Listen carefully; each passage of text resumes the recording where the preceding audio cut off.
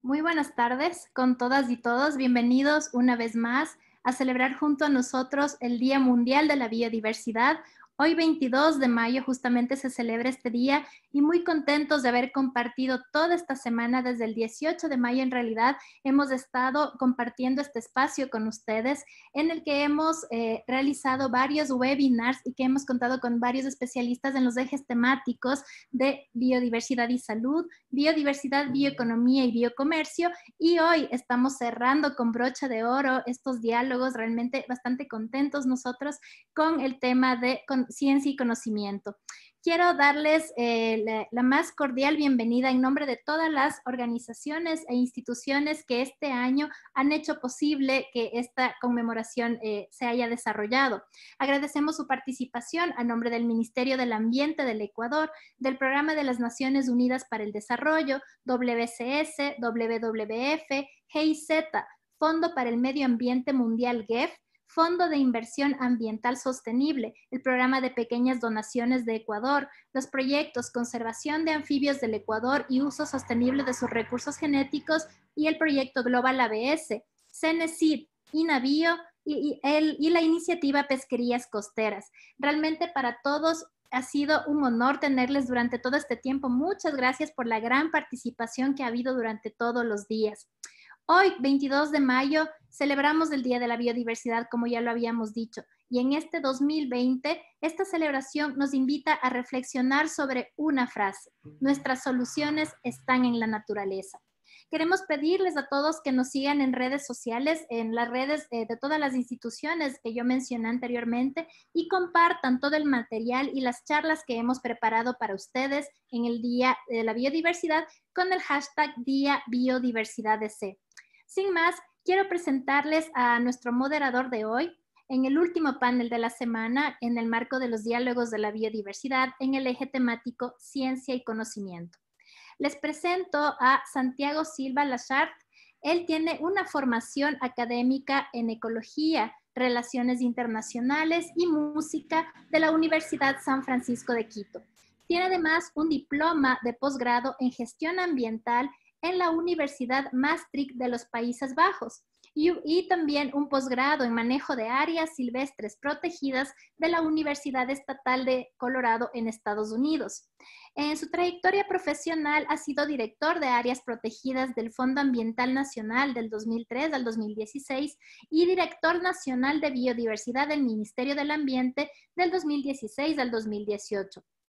Actualmente es el coordinador de áreas protegidas y vida silvestre del Fondo de Inversión Ambiental Sostenible, FIAS. Muy buenas tardes, Santiago. Te agradecemos mucho por haber colaborado en este espacio. Gracias por tu tiempo, por las ganas y siempre por esta apertura que tienes para colaborarnos en estos espacios. Les deseo muchísima suerte en esta jornada y un abrazo también a los panelistas y las panelistas que nos acompañan hoy.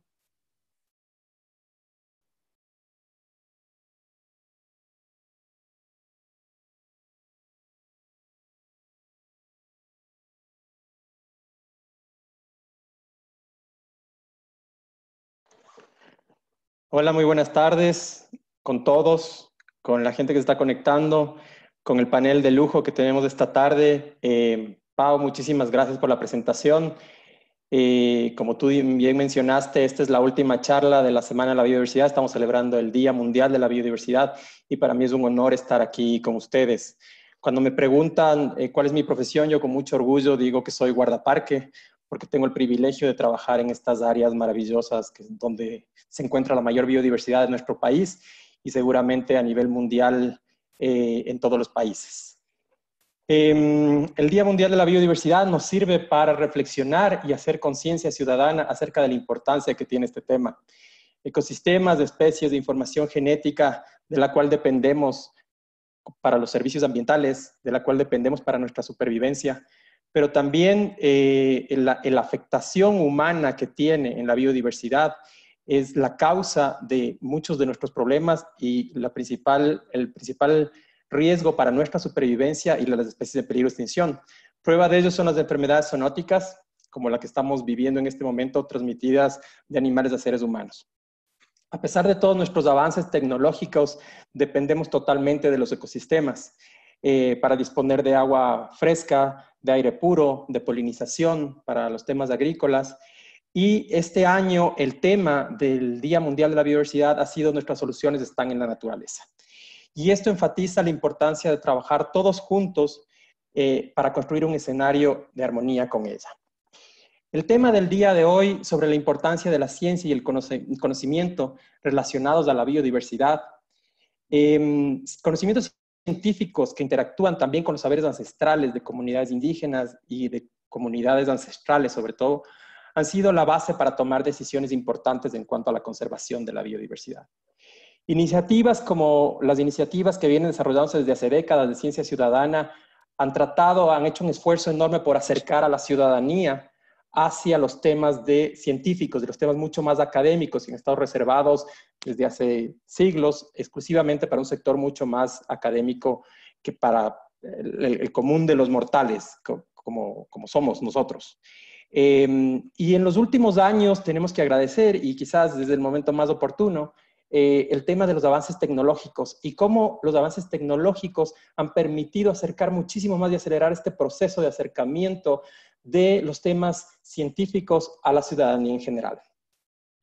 La tecnología, los celulares, las aplicaciones han masificado este proceso y yo quería hacer algunas referencias importantes sobre aplicaciones y páginas de iniciativas que se están desarrollando en nuestro país. Tenemos CUNE Ecuador, por ejemplo, tenemos Divulga la Ciencia, tenemos Wild GYE Initiative en Guayaquil, tenemos Yacta Lab en Cuenca y por supuesto tenemos el iNaturalist en general en el Ecuador, como un tema de acercamiento de la ciudadanía a los temas de biodiversidad. Sin más preámbulo, quiero presentarles a nuestro primer panelista. Nuestro primer panelista es el Galo Zapata Ríos. Galito tiene un PhD en la Universidad de Florida en Ecología y Fauna Silvestre. Tiene un máster en Ohio University en Estudios Ambientales y una licenciatura en Biología de la Pontificia Universidad Católica. Trabaja en WCS desde el año 2001 y en distintas posiciones ha estado involucrado en una serie de iniciativas de conservación. Actualmente coordina proyectos en todo el país, donde se incluyen el diseño de mosaicos de conservación, manejo comunitario de fauna silvestre, monitoreo de fauna silvestre a escala de paisaje y evaluación de impactos humanos como la cacería comercial y el tráfico de vida silvestre, que es específicamente el tema que vamos a tratar con Galo el día de hoy. Galo actualmente ocupa el puesto de director científico de Wildlife Conservation Society WCS Ecuador. Ha publicado más de 40 trabajos, incluyendo artículos científicos, capítulos en libros y libros completos. Galo, muchísimas gracias. Bienvenido, por favor. Gracias a ti, Santi. Buenas tardes con todos.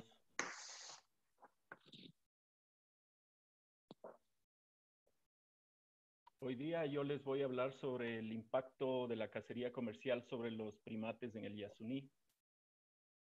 El Parque Nacional Yasuní, que vemos aquí en el mapa, es el área protegida más grande del Ecuador continental. Tiene aproximadamente 10.000 kilómetros cuadrados y protege una de las áreas de mayor biodiversidad en todo el planeta. Lastimosamente... Perdóname, Galito, ¿puedes subir un poquito el volumen, por favor? Que no se te escucha mucho. Ok, claro. Les decía que el Parque Nacional Yasuní es el área protegida más grande del Ecuador continental. Tiene aproximadamente 10.000 kilómetros cuadrados y protege una de las áreas de mayor biodiversidad en todo el planeta. Lastimosamente, y como todas las áreas protegidas, especialmente en áreas tropicales, Yasuní no está libre de amenazas para su conservación. Además de biodiverso, Yasuní tiene reservas grandes de petróleo bajo el suelo. Desde los años 70 se han estado construyendo carreteras en el área de Yasuní para facilitar la extracción de petróleo. Las carreteras en general tienen impactos directos pequeños, limitados a la deforestación a lo largo de la huella de la vía y al efecto de borde que se extiende unos pocos cientos de metros a ambos lados de las carreteras. Sin embargo, las carreteras tienen impactos indirectos enormes, tanto ecológicos como sociales, los cuales han sido subestimados e incluso han sido desatendidos. Por ejemplo, actualmente los estudios de impacto ambiental no toman en cuenta los impactos indirectos de las carreteras, lo que invisibiliza esta problemática. Además, a diferencia de los impactos indirectos no se pueden mapear con imágenes satelitarias o fotografías aéreas. Uno de los impactos indirectos más graves de la construcción de las carreteras es la cacería comercial. Las carreteras facilitan el acceso a áreas que estaban antes aisladas y a las cuales era difícil de acceder. Una vez que se abre una nueva carretera en la Amazonía, es solo cuestión de tiempo para que lleguen los cazadores y aprovechen de este acceso. Paralelamente, se genera una demanda ilegal de carne de monte, una demanda que es satisfecha por estos mismos cazadores que se convierten en ilegales. Aquí quisiera hacer un paréntesis para diferenciar la cacería comercial de la cacería de subsistencia. La cacería de subsistencia en el Ecuador es legal y satisface la demanda legítima de los pueblos indígenas que necesitan cubrir sus necesidades de proteína. En promedio, las personas consumen 70 gramos por día de carne de monte, sin contar con el aporte de la pesca. La cacería comercial, mientras tanto, satisface principalmente a poblaciones urbanas en ciudades amazónicas y es totalmente ilegal. Este problema ahora se vuelve mucho más notorio y relevante porque una futura pandemia podría producirse en la Amazonía a partir de actividades ilegales como la cacería comercial o el tráfico de fauna silvestre. Para el año 2005, ya era evidente que la cacería comercial representaba una amenaza para el Parque Nacional Yasuní. El mercado de Pompeya se había convertido en una feria semanal donde se vendían productos de primera necesidad para la gente de la zona y además se vendía abiertamente carne de monte en cantidades grandes. Iniciamos entonces con muestreos de mamíferos y pavas de monte a lo largo de la vía Maxus y la vía Auca y empezamos a monitorear la comercialización de carne de monte en Pompeya. Los resultados de los muestreos a lo largo de las vías resultaron impresionantes. Las diferencias entre los sitios de muestreo fueron muy grandes. Mientras en un sitio de control, sin la influencia de actividades humanas, habían más de 4.300 kilogramos por kilómetro cuadrado, en la vía Auca había apenas un poco más de 80 kilogramos por kilómetro cuadrado. En la vía Maxus, mientras tanto, encontramos casi 300 kilogramos por kilómetro cuadrado. La diferencia que vemos entre las vías Auca y Maxus se debe al diferente manejo que han recibido. Mientras en la vía Auca no hubo nunca control alguno, lo que permitió la deforestación y la cacería, en la vía Maxus siempre se ha controlado el ingreso de la gente, lo cual ha evitado la deforestación, pero no la cacería por parte de las comunidades que son dueñas de ese territorio. En el mercado de Pompeya, como dije antes, la comercialización de carne de monte era abierta, lo que nos permitió monitorear las transacciones entre 2005 y 2011. La cantidad de carne de monte que se vendió en Pompeya en este periodo aumentó de casi 8 toneladas en 2005 a 19 toneladas en el 2011. En promedio, actualmente se comercializaron 13 toneladas de carne de monte. Esto equivale a dejar completamente vacías 45 hectáreas de bosque todos los años. Si bien estas cantidades pueden parecer grandes, quiero mencionar que estos datos son subestimaciones. Nosotros durante este tiempo muestreamos el 50% de los días de mercado y nos era imposible documentar el 100% de las transacciones que sucedían en este. En 2010, la Policía y la Marina iniciaron una serie de operativos de control, los cuales se intensificaron en el 2011, y el mercado que era abierto, incluso se había convertido en una atracción turística, se volvió clandestino. Aprovechando que habíamos generado ya una línea base en la vía Maxus, que es la principal área de extracción de carne de monte en el Parque Nacional Yasuní, en 2015 retomamos los muestreos de mamíferos y de pavas de monte y ahora en 2020 acabamos un nuevo muestreo. Afortunadamente para nosotros esto fue un par de semanas antes de que se iniciara la cuarentena. Lo que hemos hecho desde 2005 es abrir senderos en el bosque. Primero eran senderos de 2 kilómetros y después desde 2015 son de 4 kilómetros. Recorremos estos senderos lentamente, sin hacer ruido, y contamos los animales que encontramos en el camino. En total, desde 2005 hemos hecho más de 1.200 kilómetros de esfuerzo de muestreo en estos senderos. Creo que este debería ser el estudio más grande de este tipo que se haya hecho en nuestro país. Los datos que colectamos los analizamos utilizando lo que los biólogos llamamos modelos de distancia, lo que nos permite hacer estimaciones de densidad poblacional expresada como números de individuos por kilómetro cuadrado y como biomasa por kilómetro cuadrado. Los resultados que les voy a presentar corresponden solo a los primates, a 8 especies, y todavía tenemos pendiente completar los análisis para el resto de especies de mamíferos y las pavas de monte. Además de comparar los resultados temporalmente desde 2005, también los voy a comparar con un sitio de control que estaba libre de cacería. El análisis entonces incluye un estándar de comparación temporal y otro espacial. Aquí en esta diapositiva lo que podemos ver es las tendencias poblacionales en términos de densidad poblacional del chichico de manto dorado, que es la especie más pequeña de las 8. Podemos ver que se han mantenido estas tendencias estables a lo largo del tiempo, pero sin embargo sí hay diferencias grandes con el sitio de control donde no hay cacería. Aquí podemos ver en cambio las tendencias poblacionales del machín blanco. Si bien presenta algunos niveles de reducción en su densidad poblacional, en términos generales podríamos decir que estas reducciones no son significativas, aunque sí están por debajo del área de control. Es interesante mencionar que esta especie no es una especie que es apreciada por los cazadores comerciales. Entonces, esta reducción que estamos viendo podría deberse a los impactos de la cacería de subsistencia. Esa es una posibilidad. Estas son, en cambio, las tendencias poblacionales del mono ardilla, que también se llama barizo. Y aquí sí podemos ver unas reducciones más drásticas, tanto en términos de comparativos desde 2005 hasta 2020, como también con el sitio de control sin cacería. Lo interesante aquí es que el barizo y el machín blanco pasan mucho tiempo juntos. Pasan gran parte del día, viajan juntos, se alimentan juntos. Entonces existe un proceso de facilitación ecológica en la que dos especies se benefician de una interacción. Cuando los machines y los barizos están juntos, son más eficientes para encontrar comida y además son más efectivos para detectar depredadores. Si es que existe una disminución en el tamaño poblacional de los barizos, entonces eso también podría estar afectando el tamaño de población de los machines. Y en realidad lo que estamos viendo es el resultado de una ruptura de este sistema de facilitación.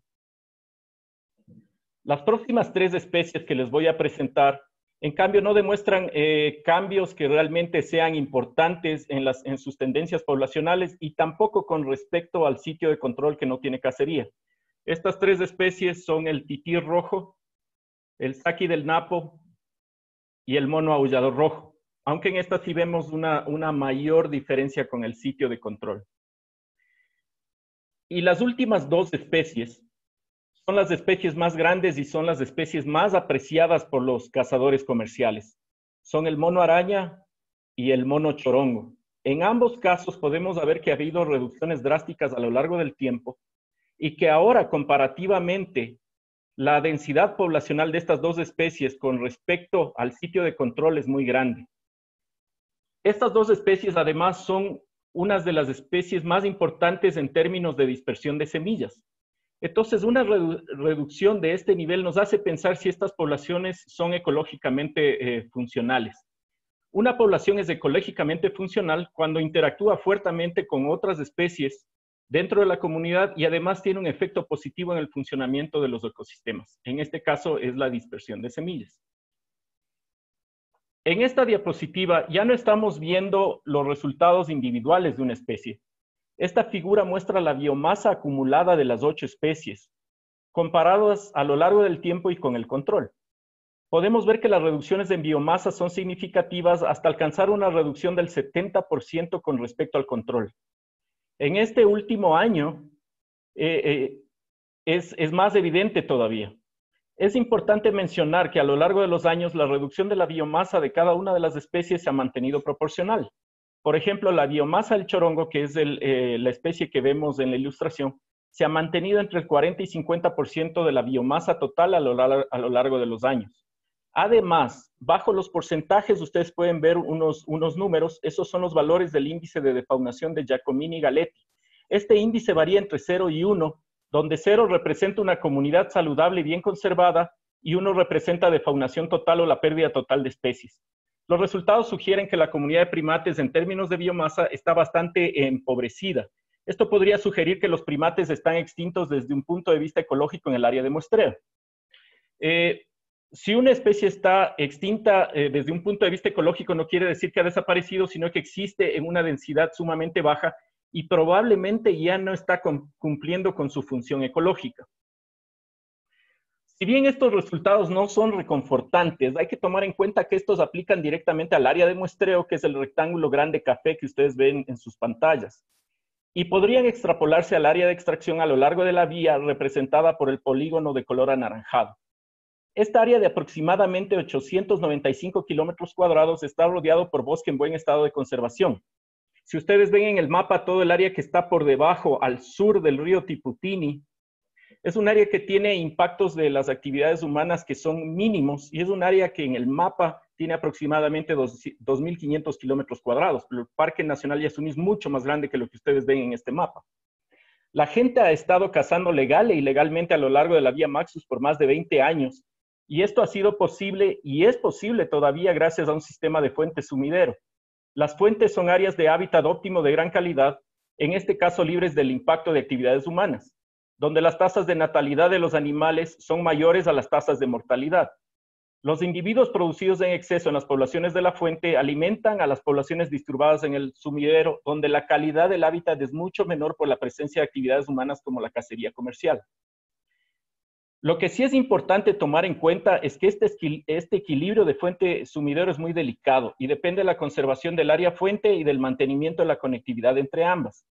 Este equilibrio está actualmente amenazado por la existencia de nuevas carreteras en la parte oriental del parque, cerca del área de control, que es el rectángulo café pequeño. Si en estas carreteras relativamente nuevas no hay cacería, pronto lo habrá, porque esto es parte del ciclo normal de la construcción y funcionamiento de una carretera. Por otra parte, hay que tomar en cuenta que estamos a tiempo todavía para contrarrestar estos impactos negativos. Hay que controlar las actividades ilegales a lo largo de las carreteras. Esto requeriría la colaboración de todas las entidades de control del Estado. Además, hay que evitar que las nuevas carreteras se conviertan en una nueva vía Maxus o peor aún en una nueva vía AUCA. Y lo más importante, hay que parar la construcción de nuevas carreteras porque esto podría desembocar en el colapso ecológico del Parque Nacional Yasuní. Esta información que les he presentado es esencial para la conservación de los primates y el manejo del área protegida en términos de diseñar programas de control y vigilancia más efectivos o el de informar la zonificación del área protegida, el de generar insumos para el diseño de programas comunitarios de manejo de fauna silvestre cuyo objetivo es garantizar que las comunidades puedan realizar actividades de cacería de subsistencia de forma sostenible. Parte de esta información ya fue incluida en el Plan de Acción para la Conservación de los Primates del Ecuador, que se publicó hace poco más de un año y también podría servir para hacer programas de educación ambiental que estén enfocados en estas especies y otras especies amenazadas. Ya recapitulando, quisiera dejarles los principales mensajes de mi charla. Los impactos directos de las carreteras son mínimos en comparación con los indirectos. La cacería comercial es una de las principales amenazas para la conservación de los primates y otras especies amenazadas. Como les dije antes, este estudio incluye también otras especies de mamíferos grandes y pavas de monte. Y los ungulados y las pavas de monte especialmente presentan tendencias muy parecidas a las que ustedes han visto hoy día para los primates. La funcionalidad ecológica de la comunidad de mamíferos está comprometida, pero sigue funcionando gracias a esta dinámica de fuente y sumidero que funciona en un equilibrio muy delicado.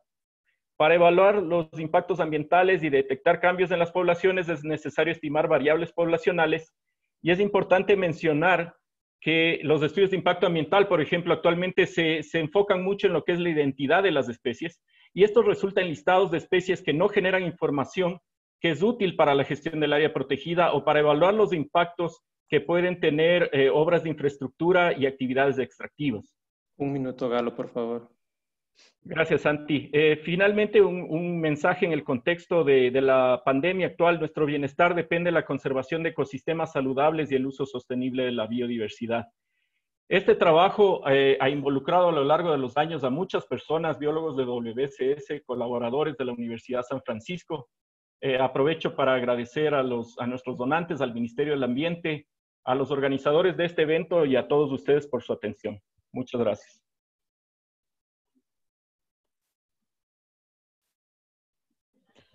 Muchas gracias, Galo. Excelente presentación. Me voy a permitir recapitular un poco lo que has presentado. Son 15 años de monitoreo del tema de cacería, sobre todo de primates, en el Parque Nacional Yasuní. la relación que tiene la apertura de vías con el tema de la cacería, el impacto de estas vías, que es mucho mayor que solamente el daño al hábitat que se puede haber producido, sino realmente porque son fuentes de acceso a cacería, la diferencia que hay entre las vías que tienen un control y vigilancia aún más estricto con las vías que realmente no son controladas, la relación que hay entre diferentes especies de primates como los varizos y los machines, y cómo a su vez la relación de estos como dispersores de semillas en general con la salud del bosque. Y que esto también puede ser de algún modo trasladado hacia las poblaciones de pavas de monte y ungulados. El mensaje quizás impedir la construcción de nuevas vías y carreteras por el impacto que estas tienen, garantizar la cacería de subsistencia como fuente de proteína para las comunidades indígenas como el mensaje central. Gracias. De acuerdo, Santi, muchas gracias. Gracias. Quería recordarles a todos, por favor, que las preguntas las pueden hacer, cualquier pregunta que ustedes tengan, las pueden hacer a través de una ventanita abajo que dice QIA, que es Questions and Answers, del Zoom, que tienen en su barra inferior. Y después, al final de todas las presentaciones, estaremos contestando. Quiero dar paso a nuestra siguiente invitada. Ella es Tania González. Tania nos va a presentar las lecciones sobre la naturaleza desde los conocimientos ecológicos tradicionales. Tania tiene una licenciatura en Biología de la Universidad Católica del Ecuador, tiene una licenciatura en Antropología Aplicada de la Universidad Politécnica Salesiana, una especialización en Liderazgo, Cambio Climático y Ciudades en Flaxo, Ecuador, una maestría en Estudios Mesoamericanos de la UNAM y tiene un doctorado en curso en Ciencias de la Sostenibilidad de la UNAM. Tania ha trabajado en varios proyectos sociales en la región andina y Mesoamérica sobre el diálogo de saberes, conocimientos tradicionales, alimentación, sustentabilidad y buen vivir en comunidades indígenas. Su trayectoria ha estado vinculada a investigación en la Pontificia Universidad Católica del Ecuador, en la Universidad Politécnica Salesiana y en UNAM. Laboró en calidad de técnico en el área de saberes ancestrales de la Secretaría Nacional de Educación Superior, Ciencia y Tecnología e Innovación, CENESID del Ecuador, en temas de cambio climático y vinculación con comunidades de todo el país. Doctorante del programa de posgrado de Ciencias de Sostenibilidad del UNAM, docente de asignatura de la Universidad Iberoamericana y licenciatura en Sustentabilidad Ambiental. Miembro de la Red de Patrimonio Biocultural de CONACYT, México, y Secretaría de la Sociedad Latinoamericana de Etnobiología, SOLAE. Bienvenida, Tania, muchas gracias por acompañarnos. Muchas gracias por esa introducción, Santiago, y gracias también a todos los organizadores de este evento y a toda la gente que está participando a través de los diferentes medios virtuales. Voy a compartir mi presentación.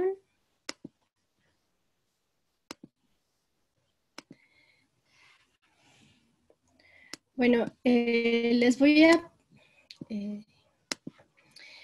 hablar esta tarde sobre qué son los conocimientos ecológicos tradicionales y cuál es la relación que mantienen con diferentes formas de entender la naturaleza y en qué términos pueden ser considerados para pensar la sustentabilidad ecológica y también para la toma de decisiones respecto a la conservación de la biodiversidad.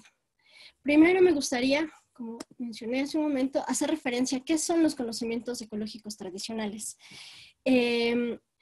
Usualmente cuando pensamos en saberes ancestrales, muchas veces desde perspectivas que pueden ser folclorizantes, que pueden comprometer ciertas figuras e imágenes que tenemos sobre lo indígena, sobre lo ancestral, lo tradicional, nos permiten abstraernos de un proceso y de un entendimiento bastante complejo que se refiere a otras personas, a otras culturas.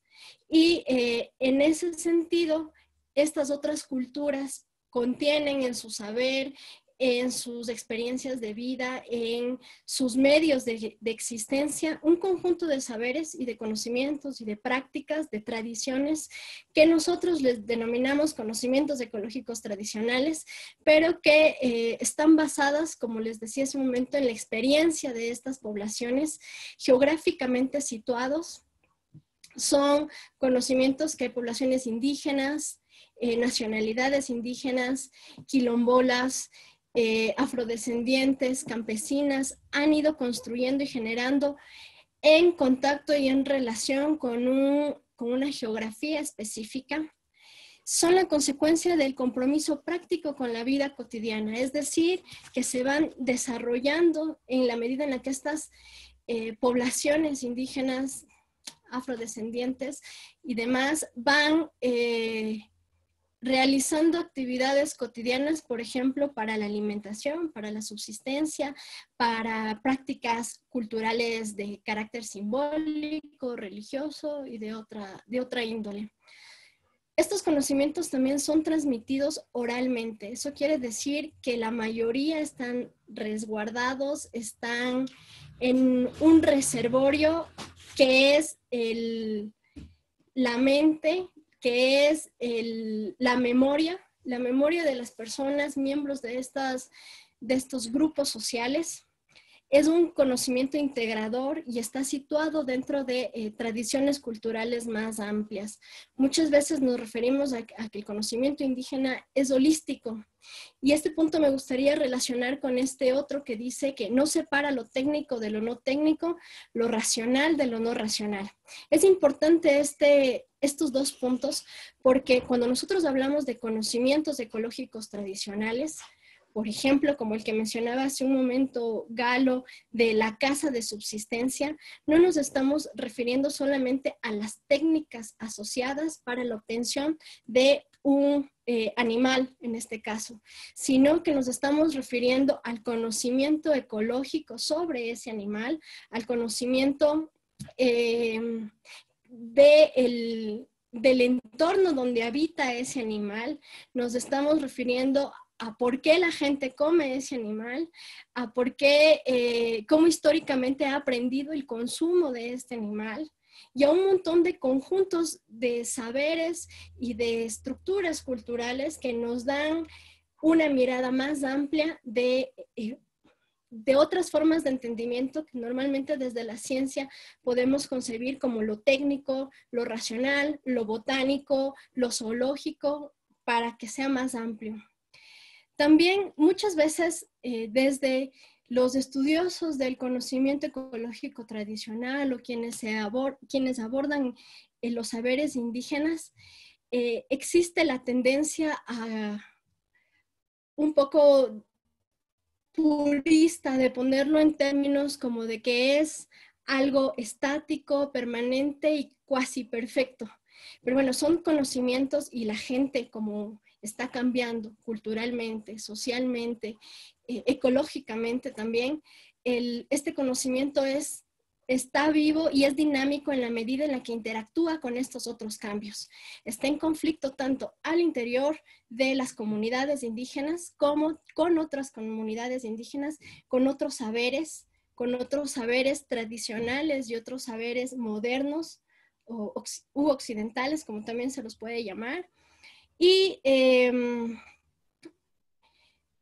Pero a pesar de estos conflictos, cambios y el dinamismo que se puede observar en estos conocimientos, son generados colectivamente y están articulados a una gran narrativa, a una gran forma de entender el mundo, que es la ontología de los pueblos. Entonces, es importante también dar cuenta de que estos conocimientos no son patentados ni pueden ser patentados por una persona, sino que pertenecen a un grupo social que históricamente los ha ido generando, han ido cambiando, los han ido construyendo y tienen profundidad histórica. Este punto es súper importante porque cuando nosotros nos referimos son conocimientos históricamente construidos, pensamos en cuál es la profundidad histórica de estos saberes. Y bueno, muchos de estos saberes, muchos de estos conocimientos, de estos saberes tradicionales, locales, etnoconocimientos, como también se los llama, tienen una profundidad histórica de muy larga temporalidad. Muchos de ellos asociados a prácticas alimenticias, como por ejemplo la domesticación de especies, en donde este proceso, según los registros más,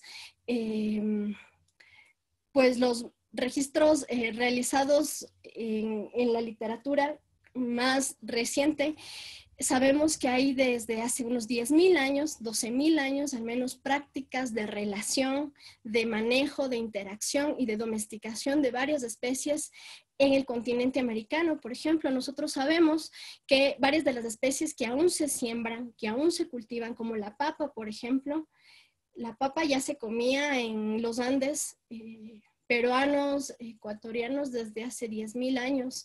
Igual otras tuberosas andinas, la quinoa, incluso también animales, la llama, el cuy. Lo que vemos ahora de procesos de relación dinámicos con estos animales y con estas plantas, pues datan de todo este tiempo de compartir el espacio geográfico, de compartir relaciones, de compartir conocimientos y de interactuar con estas otras especies. Además, pensar en los conocimientos ecológicos tradicionales y pensar en estas otras culturas provenientes que tienen sus propias ontologías, sus propios modos de vida, sus propias formas de experimentar la ecología de un entorno, es reflexionar sobre que esas culturas y esas relaciones humanas, no humanas, humanas, naturaleza, cultura, naturaleza, no han sido siempre una en detrimento de la otra. O sea, los humanos no siempre hemos sido ni somos exterminadores de la naturaleza. Un ejemplo de eso es la presencia de la famosísima terra preta en la cuenca amazónica, también cada vez más documentada en cuanto a la cantidad de gente que habitó la cuenca amazónica y cuyo devenir ha sido el generar estos parches de alta fertilidad en el suelo y por ende alta diversidad a lo largo de la historia de la Amazonía. Y además, no solamente que las comunidades, que muchas de las comunidades indígenas y nacionalidades a lo largo de histórica de cómo han sido sus relaciones no han ido en detrimento de la naturaleza, sino que en algunos casos ha potenciado la diversidad biológica, como podemos ver en los casos de el maíz, de las mismas papas y de muchas plantas, sobre todo domesticadas, donde, como en el caso de las papas, de 4 o hasta 5 especies, conocemos toda la diversidad de papas andinas que existe, que algunos dicen 3.000, 3.500 variedades de papas. Y en el caso del maíz, de una especie, el teosinte, sabemos que ahora existen al menos 64 variedades de esta misma planta, que han sido variedades, tanto en el caso de las papas, del maíz y de otras plantas domesticadas en nuestros territorios, que han sido variedades, diversidad biológica generada a partir de las relaciones y procesos de domesticación, relaciones e interacciones con culturas humanas. Que a su vez estos procesos de relación a lo largo de la historia han ido generando conocimientos sobre estas plantas, pero también no solo sobre las plantas, sino en general sobre lo que está alrededor de estas plantas, sobre los ecosistemas, sobre los paisajes y sobre las reflexiones propias sobre los procesos culturales en relación a esta diversidad biológica. Tania, y sabemos 5 minutos, entonces, por favor. Sí, 5 minutos, voy a terminar mencionando rápidamente 2 diapositivas más. Esta que les mencionaba, que el manejo de recursos, a su vez, está anclado al manejo de ecosistemas, y este manejo de ecosistemas a su vez está anclado al manejo de socioecosistemas, de un conjunto de saberes de diversidad biológica y cultural que hoy día podemos denominar como patrimonio biocultural. Bueno, estas diapositivas voy a pasar muy rápidamente para referirme a un caso de estudio que es el que yo vengo trabajando en los últimos años, de cómo una comunidad indígena en el noroccidente de México, una comunidad purépecha denominada Cherán Queri, a partir del reconocimiento de sus propios saberes, ha podido hacer frente a un poder no solamente fáctico del Estado, sino un poder ilícito que ha estado en este territorio durante mucho tiempo y que ha devastado los bosques a través de la tala de los montes. La comunidad, a partir de su propia organización, ha permitido rescatar estos bosques, ha permitido reforestar los bosques, todo desde su propia iniciativa y sus propios saberes ecológicos para mantener la soberanía alimentaria comiendo especies propias del lugar, como hongos, plantas nativas, plantas en procesos de domesticación y momentos específicos del año para el consumo de animales. Y bueno, mencionarles que estos conocimientos, la importancia de estos conocimientos ecológicos ha sido ampliamente considerada en muchos tratados y acuerdos internacionales y también ha sido ampliamente documentada para muchísimas comunidades indígenas en estos procesos de transición. Y bueno, solamente mencionar que el más reciente y un elemento muy importante es la referencia desde el panel intergubernamental de cambio climático, el IPCC, que en el último informe menciona la importancia de este tipo de conocimientos para disminuir la vulnerabilidad e incluso aumentar la resiliencia de las comunidades frente al cambio climático. Hace mención también este mismo documento a las nociones del buen vivir no como un discurso político, pero sí del buen vivir como el conocimiento ecológico todos los procesos bioculturales asociados a esta noción que en diversos países de América Latina han permitido a lo largo de procesos históricos de larga temporalidad conservar la naturaleza, conservar la biodiversidad, incluso incrementar la biodiversidad y permitir la subsistencia de estas comunidades indígenas en espacios geográficos determinados. Y bueno, muchas gracias.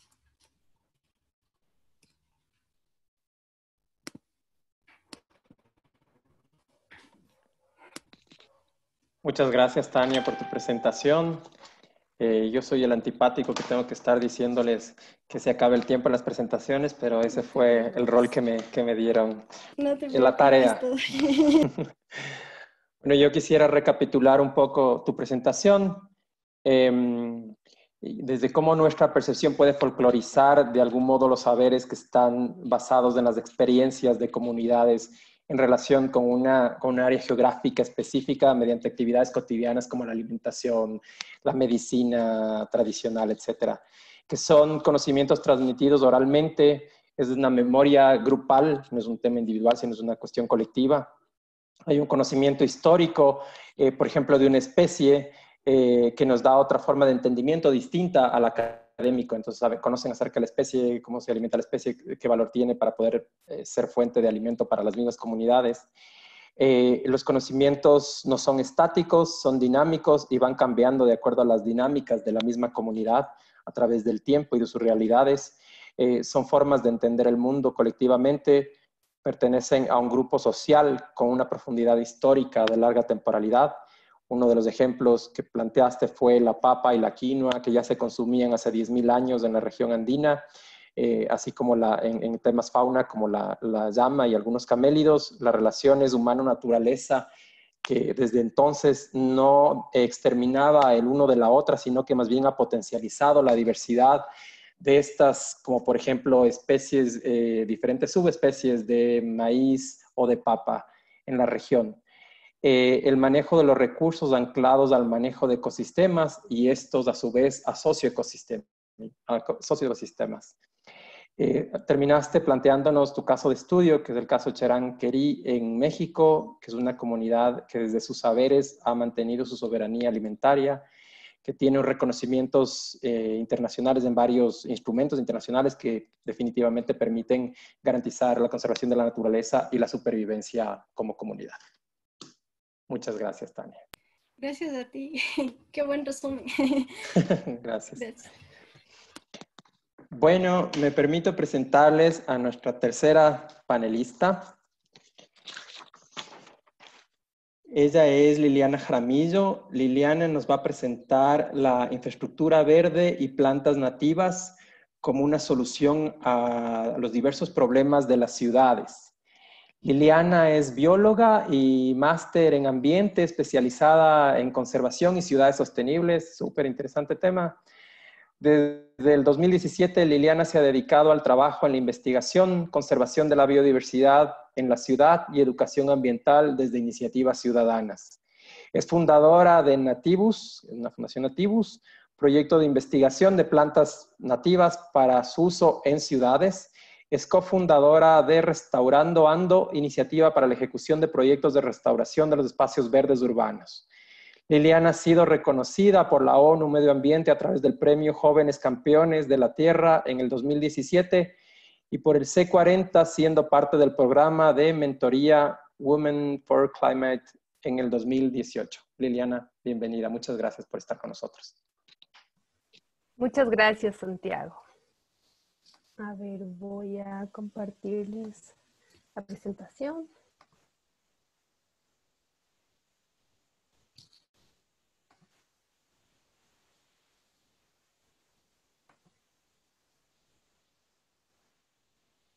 Ya, listo. Bueno, muchas gracias por la invitación. Realmente me emociona siempre ser parte de seguir transmitiendo los conocimientos y un poco traer de vuelta a lo que buscamos nosotros, ¿no? Siempre lo que es la naturaleza dentro de lo que vivimos ahora, que es la ciudad. Y les voy a contar un poco cómo la infraestructura verde es la solución a diversos problemas dentro de la ciudad y las plantas nativas también. Para empezar, vamos a topar la problemática de las ciudades, los beneficios de la infraestructura verde, la importancia de las plantas nativas y el potencial que tiene nuestra región. Dentro de lo que es la urbanización, el crecimiento urbano se da de una forma bastante similar en todas las ciudades, donde básicamente nosotros estamos limpiando todo lo que existe para generar construcciones y lo que generalmente pasa es los espacios verdes se van reduciendo. Y encima más de que estos espacios verdes se reducen, nosotros estamos controlando las plantas que utilizamos en los mismos.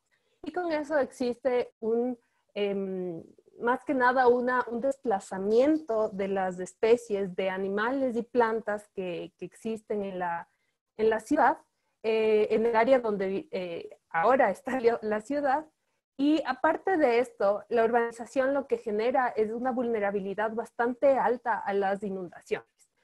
¿Y por qué se da esto? Es porque la cantidad de material de construcción que usamos, sea pavimento, cemento, hormigón, todo esto hace impermeable al área donde está la ciudad puesta encima. Entonces, ¿qué pasa aquí? Es que todo el agua cuando existe una lluvia torrencial tiene que irse por un sistema de alcantarillado. Y mientras más grande es la ciudad, el sistema de alcantarillado tiene que crecer también. Entonces, este es un gran problema que sufren la mayoría de ciudades y adicionalmente a esto, el material de construcción hace que el calor de la radiación solar se absorba en el material, como es el cemento o el pavimento, y se libere lentamente y hace que se genere una isla de calor, o sea, es una burbuja de calor que hay donde está la ciudad, y básicamente puede existir una diferencia de temperatura de hasta 10 grados centígrados con las con las partes periurbanas de la ciudad. Entonces, esto hace que disminuya nuestra calidad de vida y exista vulnerabilidad de ciertos grupos como pueden ser adultos mayores. Por otro lado, esta burbuja de calor también hace que el material particulado encima de la ciudad que se genera por los automóviles y el smog también se quede encapsulado, disminuyendo la calidad de aire. En ciudades como Quito, en un día normal, se sabe que estamos en el 80% sobre lo recomendado por la Organización Mundial de la Salud. Y también en ciudades más pequeñas como es Cuenca, están 20% por encima de lo recomendado. Entonces, si bien no somos ciudades gigantescas como en otros países, ya estamos teniendo estos problemas. Y finalmente, también en el tema de la calidad de vida que podemos tener. El hecho de que no tenemos espacios verdes hace que nuestro comportamiento vaya cambiando. Somos seres que estamos todo el día metidos en oficinas o corriendo de un lado al otro, y esto implica cambios en nuestro comportamiento. Estamos más sujetos a estrés y a ansiedad, que disminuye nuestra calidad de vida. Y todos estos problemas que presentan muchas ciudades alrededor del mundo, se ha visto que pueden ser solucionados con infraestructura verde. ¿Y a qué me refiero con infraestructura verde? Este es un término bastante nuevo que contempla básicamente todos los elementos verdes de una ciudad que pueden estar formando una red para generar una funcionalidad. En la fotografía del lado izquierdo ustedes pueden ver que existen varios elementos. Para empezar, en la parte de atrás hay un cerro que podría ser de vegetación remanente o es un espacio grande, natural, cercano a la ciudad. El arbolado urbano también puede ser parte de esta infraestructura verde. Lo que son jardineras, techos verdes, distintos tipos de elementos que son construidos pero que tienen plantas vivas, son parte de todos los elementos que constituyen la infraestructura verde. Y bueno, les empiezo a contar cómo pueden beneficiarnos dentro de la ciudad. Para empezar, las plantas son bastante buenas para regular la temperatura. En esta imagen ustedes pueden ver, es una fotografía térmica de una calle. Y el color rojo y lo que está enseñando son temperaturas más altas, mientras que los colores azul y verde son temperaturas más bajas. Y aquí se puede ver que las siluetas de dos árboles que nos enseñan que tienen menor temperatura versus lo que es calle y edificios, que la temperatura es bastante más alta. ¿Y qué nos indica esto? Que si tenemos más elementos verdes dentro de la ciudad, nos va a permitir generar espacios donde podamos refrescarnos y regular esta temperatura. ¿Y por qué las plantas son tan buenas para hacer esto? Es porque ellas tienen este proceso de evapotranspiración, es decir, evaporan el agua a través de sus tejidos, y lo que permite hacer es que se disminuya la temperatura ambiental. Por otro lado, las plantas, al generar infraestructura diseñada, pueden reducir el riesgo a inundaciones. En estas dos fotografías ustedes pueden ver, en el lado derecho es una zanja de infiltración, en el lado izquierdo es un jardín de lluvia. Las dos son infraestructuras hechas antes de una alcantarilla. Entonces, ¿qué es lo que hace esto? Actúan como esponjas para que básicamente se absorba todo el agua de lluvia antes de que vaya a la alcantarilla. Entonces, si tenemos más de estos elementos alrededor de la ciudad, vamos a evitar que colapse de una manera bastante rápida el sistema de alcantarillado. Entonces, básicamente estamos dando más tiempo para que se pueda ir el agua por el sistema de alcantarillado. Y no toda el agua se va a ir, sino se va a retener en estos lugares vegetados, que también va a ayudar a reducir la temperatura en la ciudad. En cuanto a la mejora de calidad de aire, en esta fotografía ustedes pueden ver que hay como entre las flechas hay como una neblina por encima de la ciudad. Esto es la burbuja que les decía de material particulado y smog que hay encima de las ciudades muchas veces. Y bueno, como sabemos, las plantas atrapan el CO2, el dióxido de carbono, y producen oxígeno. Entonces todos sabemos que pueden ayudar a mejorar el aire. Pero aparte de eso, las hojas ayudan a atrapar el material particulado, y esto hace que se incremente la calidad de aire dentro de la ciudad. Lo óptimo es, mientras más vegetación y follaje tenemos en la ciudad, tenemos más oportunidad de mejorar la calidad de aire.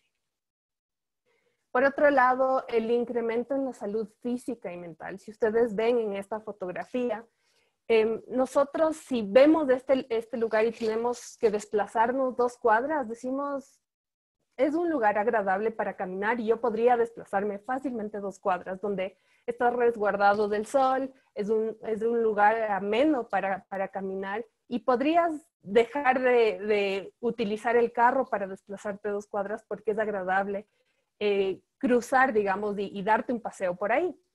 Entonces, el hecho de que tengamos más espacios caminables con vegetación nos ayuda a incrementar la actividad física y reducir el sedentarismo como ciudadanos dentro de una ciudad.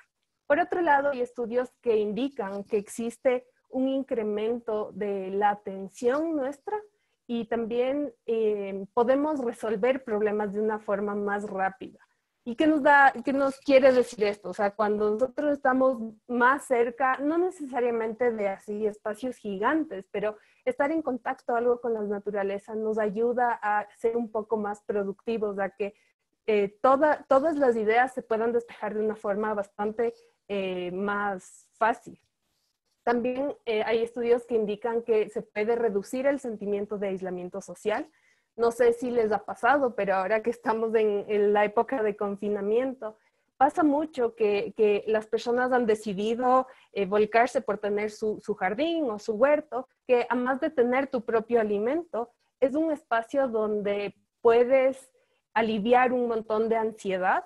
Y claro, esto reduce este sentimiento de aislamiento social que puede existir.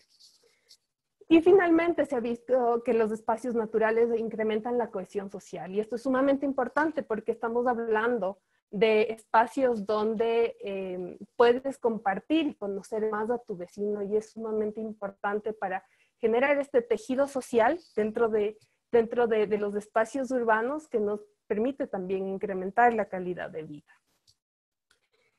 Dentro de los espacios verdes podemos promover la conservación de la biodiversidad. Esto es un potencial muy grande que existe en las ciudades, pero generalmente en las ciudades, ¿qué es lo que pasa? En esta fotografía ustedes pueden ver que se utilizan a las plantas básicamente como un elemento ornamental y que nos da color y punto. Y eso es lo que pasa en la mayoría de ciudades.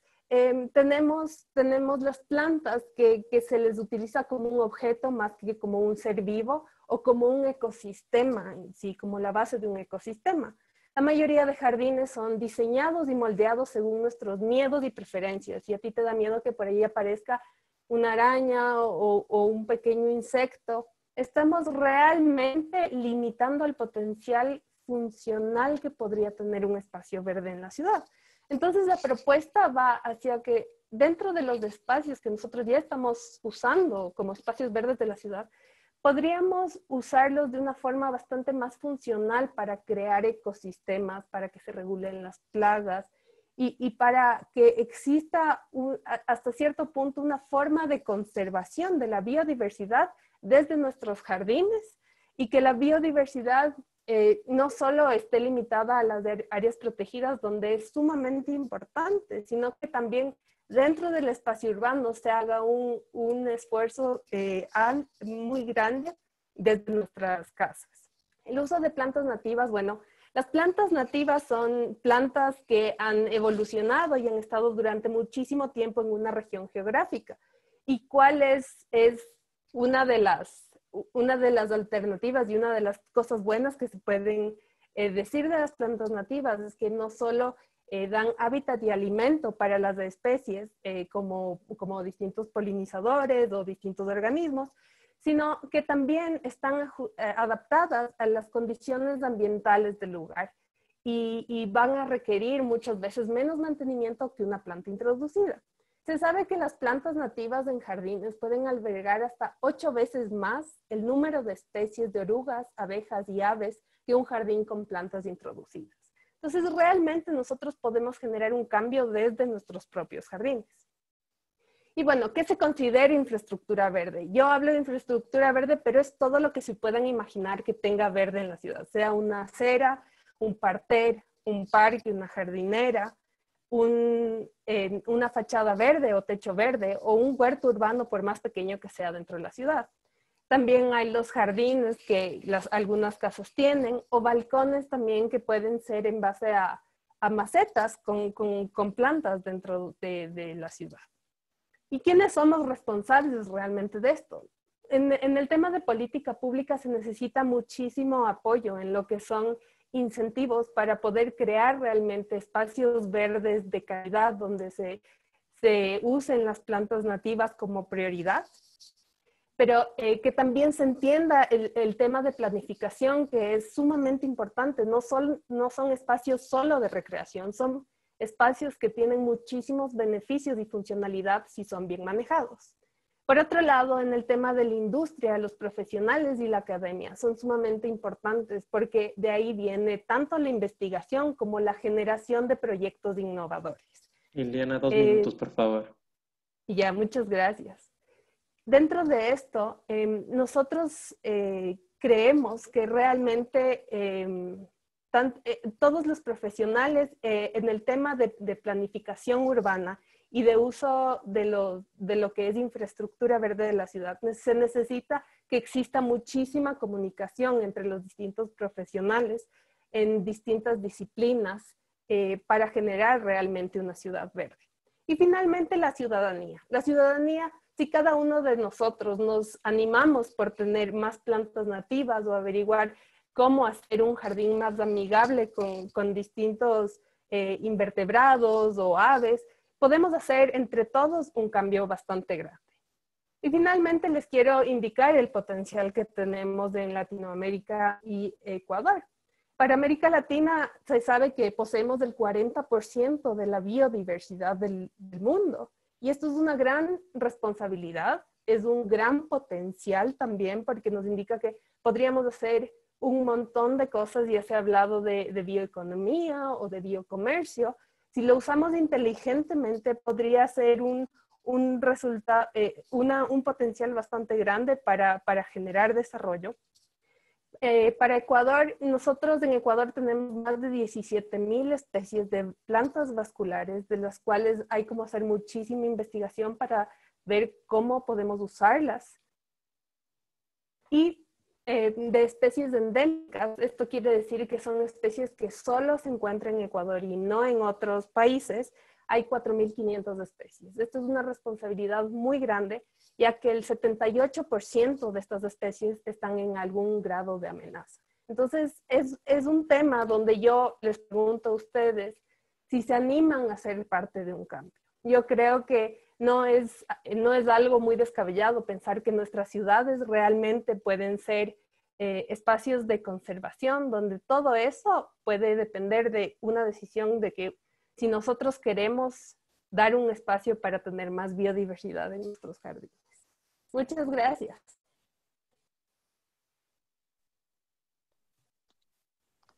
Muchas gracias, Liliana, por tu presentación. Al igual que en las veces anteriores, me voy a permitir recapitular un poco.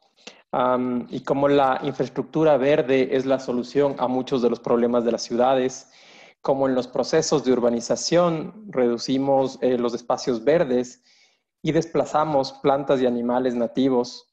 Esta acción promueve inundaciones porque impermeabilizamos las ciudades a través de los materiales de construcción, materiales que a su vez se convierten en una burbuja de calor porque retienen el calor del sol. Y se ha comprobado que hay hasta 10 grados de diferencia entre las zonas urbanizadas con las zonas más periurbanas. Pusiste el ejemplo de que en Quito estamos con un 80% de contaminación más allá de lo recomendado por la Organización Mundial de la Salud.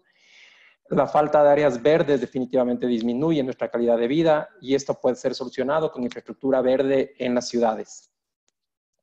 Las plantas son unos excelentes reguladores térmicas por la evapotranspiración que disminuye la temperatura, además que actúan como esponjas de agua lluvia. Cuando se planteaste 2 ejemplos de iniciativas que se ponen cerca de las alcantarillas, evitando que estas alcantarillas colapsen al ser el agua absorbida primero por las plantas. Las plantas ayudan, además de lo que ayudan a través de la fotosíntesis y este cambio de dióxido de carbono, oxígeno, también ayudan con su follaje a atrapar las partículas contaminantes. Nos motivan a reducir el sedentarismo, el incremento a la atención y la resolución de problemas, reducen el sentimiento de aislamiento social y la ansiedad, incrementan la cohesión social, hacer los espacios donde uno tiende a interactuar más socialmente.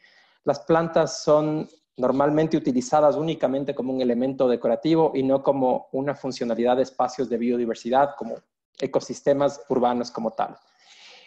Tú haces una invitación a promover la utilización de estos espacios para generar espacios de biodiversidad, transformemos nuestros jardines en ecosistemas de biodiversidad nativa, porque son además el hábitat y alimento para muchísimas especies de fauna, pueden generar hasta 8 veces más alimentos y hay más presencia de insectos y animales en general que en las plantas introducidas, en las plantas nativas.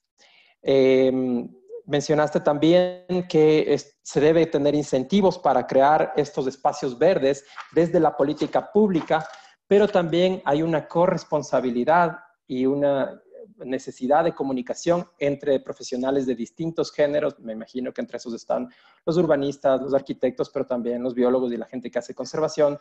Y la ciudadanía juega un rol importantísimo al demandar estos espacios.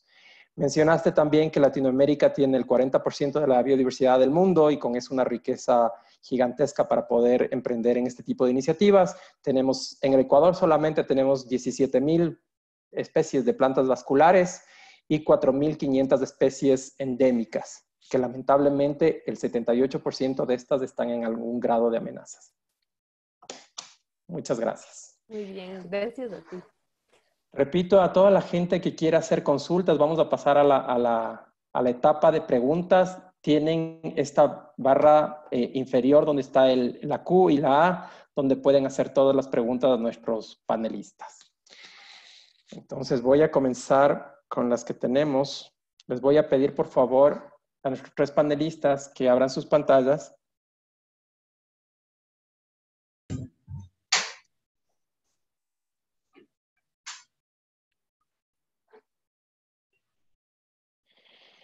La primera pregunta para Galo se refiere a, de lo que han podido ver en animales cazados, cómo está el tema de ecto y endoparásitos.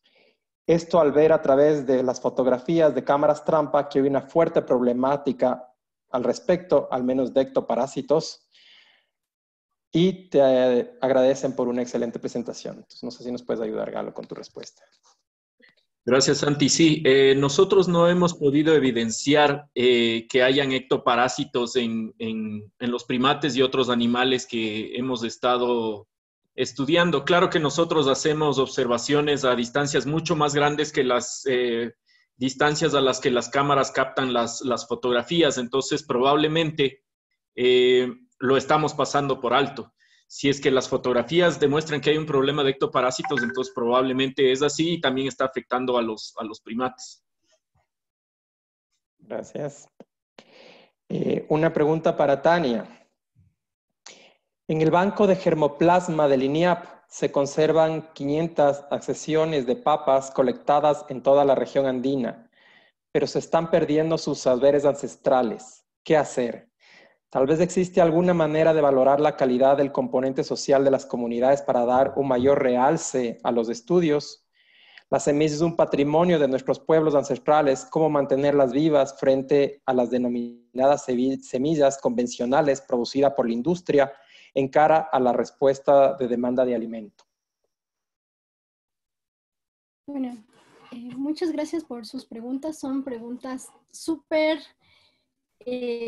pertinentes para la temática y pertinentes para la protección de estas, de las semillas como tales, de la soberanía alimentaria, pero también de los conocimientos asociados a las semillas. Yo considero que hay al menos, dentro de varias alternativas, hay 2 que son muy importantes. Unas que vienen desde el Estado, desde la generación de estrategias y políticas públicas que promuevan justamente la conservación de las semillas desde las mismas comunidades que los siembran. ¿Para qué nos interesa tener un banco de semillas si nadie está sembrándolas, si nadie está comiéndolas, si ya nos olvidamos de para qué sirven?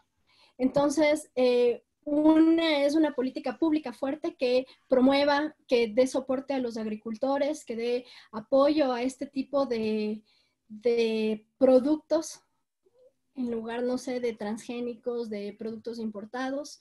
Y el otro es una propuesta opuesta desde las poblaciones. La organización comunitaria, la organización social es un arma muy potente y tenemos ejemplos en todo el mundo de cómo estas estrategias de organización social han permitido que se hagan bancos de germoplasma en las comunidades que siembran estas papas. Tenemos muy cerca el caso de Perú y el Parque de la Papa, que ha intentado hacer este proceso de siembra de las papas y mantener un banco de germoplasma sembrándolas. Y hay otros ejemplos que también desde las comunidades crean sus propios repositorios de semillas.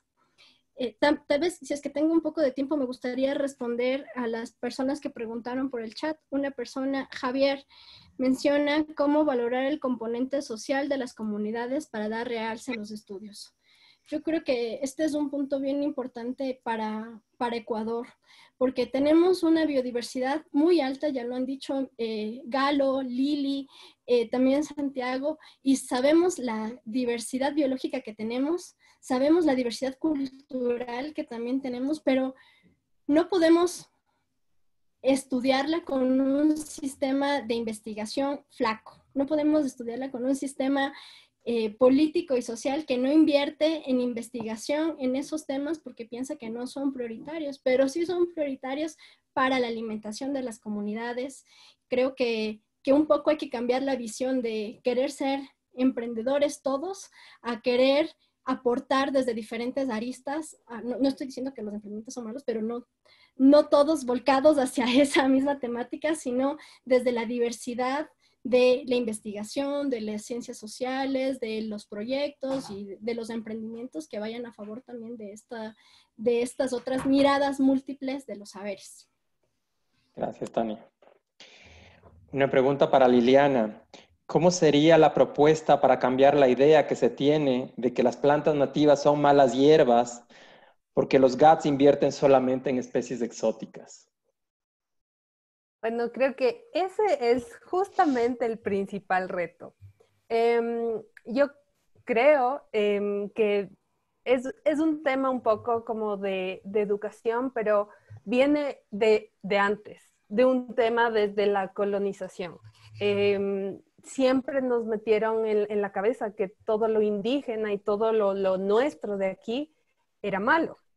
Entonces, si bien llevamos como eso muy, muy marcado a través de las generaciones, es un momento sumamente importante porque ahora estamos justamente rescatando el tema de que si está aquí hecho, está bien. Y también el hecho de que existen tantas posibilidades para comunicar que, o sea, ahora tenemos la tecnología, puedes tomar desde el celular una fotografía y enseñar que es algo nativo, es algo de aquí y es algo increíble. Es un poco romper con innovación, con tecnología, con todos los medios que se pueda, ese paradigma que se ha puesto durante muchísimo tiempo en la cabeza de muchísimas personas. Y claro, es el hecho de poder utilizar todo eso para seguir educando. Por ejemplo, hablaban de las plataformas como iNaturalist, que básicamente no necesitas ser un experto, tomas una foto, dices, bueno, esto me pareció raro, este bicho, y le subí a la plataforma y alguien te ayuda a identificar y puedes ver qué hace, cuál es su función en el ecosistema. Entonces, creo que el hecho de empezar a hablar, de empezar a compartir, de usar todos los medios de comunicación que se pueda, es sumamente importante para irnos educando entre todos y también rescatar, como Tania decía, todos estos saberes que muchas veces se están quedando y ya las personas en la ciudad ya no sabemos nada de eso. Sería súper chévere poder intercambiar. Y quizás de algún modo al conocer esto, demandar a las autoridades precisamente, porque la pregunta va relacionada a los GATS, este tipo de políticas, del momento que la ciudadanía esté consciente de lo que tiene, quizás puede pedir a sus autoridades que tomen en consideración esta recomendación. Sí, justamente desde ese lado, es tanto desde la ciudadanía que se puede hacer, como desde, muchas veces son pocas las personas que están en los GATS tomando esas decisiones. Creo que también es capacitación a todas las personas desde los GATS o desde los ministerios para que puedan saber realmente el potencial que tienen las plantas nativas. Para Galo, Para proteger estas especies que son cazadas para uso comercial, ¿cuáles son las acciones que realizan las personas encargadas del cuidado? En este caso, guardaparques, técnicos, delegados del cuidado de la fauna silvestre, con los caminos ilegales, senderos, cruces, etcétera. ¿Cuáles son las acciones que se están tomando en contra de la cacería ilegal en la Amazonía ecuatoriana? Bueno, por una parte está el trabajo que hacen los guardaparques y la gente que trabaja para el Ministerio del Ambiente, que se enfoca directamente en las áreas protegidas. Fuera de las áreas protegidas ya vienen las actividades de control que tendrían que hacer la Marina a lo largo de los ríos, por ejemplo, la policía ambiental a lo largo de las carreteras. Y además, como muchas de estas actividades en los últimos años se han vuelto clandestinas, se requiere de investigación policial, de investigación de inteligencia para entender cómo funcionan estas redes de tráfico ilegal. Muchas de ellas están además estrechamente relacionadas con redes de tráfico de drogas o tráfico de armas. Entonces es un tema muy, muy complicado. Gracias. Para Tania, ¿qué impacto tendrían los organismos genéticamente modificados, el uso de transgénicos frente a las especies tradicionales y o autóctonos en la región, con implicaciones dentro del cambio climático? Wow, esa es una súper pregunta, un súper tema. Creo que las implicaciones son ecológicas y también sociales.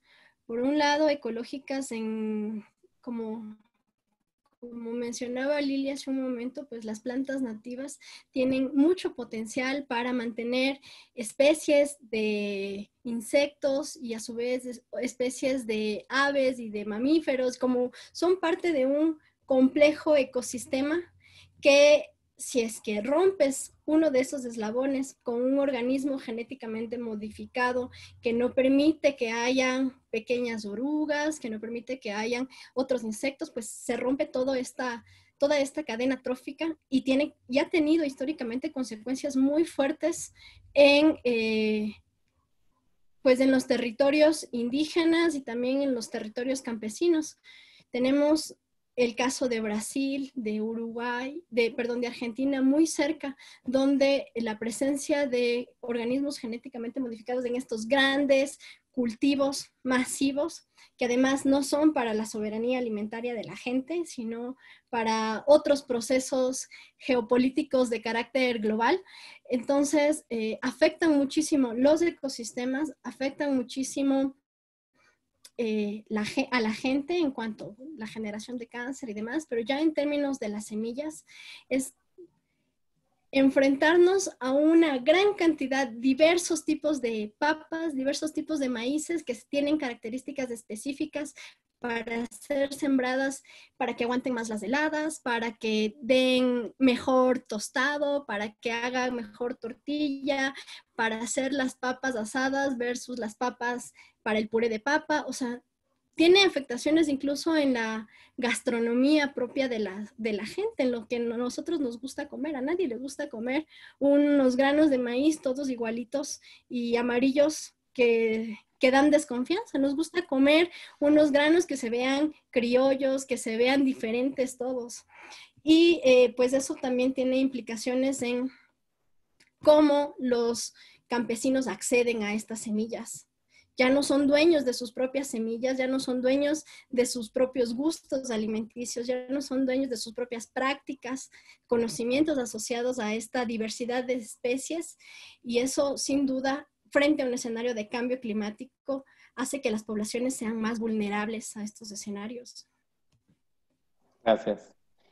Para Liliana, ¿qué estrategias de educación sería útil que el gobierno aplique para promover el desarrollo de infraestructura verde, considerando que la mayoría de nosotros pensamos que necesitamos un área grande para plantar y crear un jardín? Creo que tú en tu presentación presentaste algo de los balcones, de las terrazas verdes, de sitios pequeños, de cómo pueden ser utilizados. Por favor, cuéntanos. Bueno, estrategias de educación, creo que ellas en muchos niveles, ¿no? Desde lo que es el Ministerio de Educación, para empezar, existen iniciativas. Lo que siento un poco a veces es que falta esa...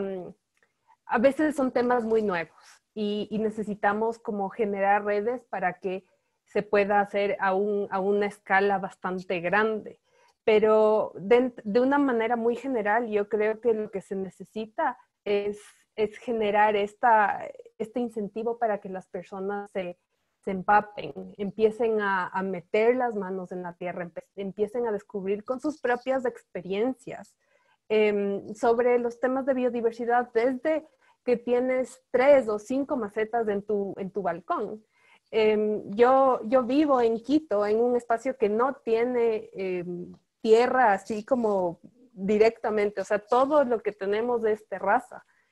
Y ahí tú puedes hacer un pequeño ecosistema, si bien son ecosistemas totalmente hechos por nosotros, artificiales, son ecosistemas donde llegan un montón de especies si es que tú empiezas a permitir que lleguen. El hecho de no utilizar pesticidas, el hecho de buscar las formas en la que las plantas tengan fertilizantes, qué sé yo, a partir de tu compost. Eso es una forma de educar a la gente, de que se vayan sensibilizando. El hecho que puedas tú generar esa experiencia desde 1 metro cuadrado. No necesitas más para ver, porque si te puedes a pensar, los invertebrados a veces son diminutos.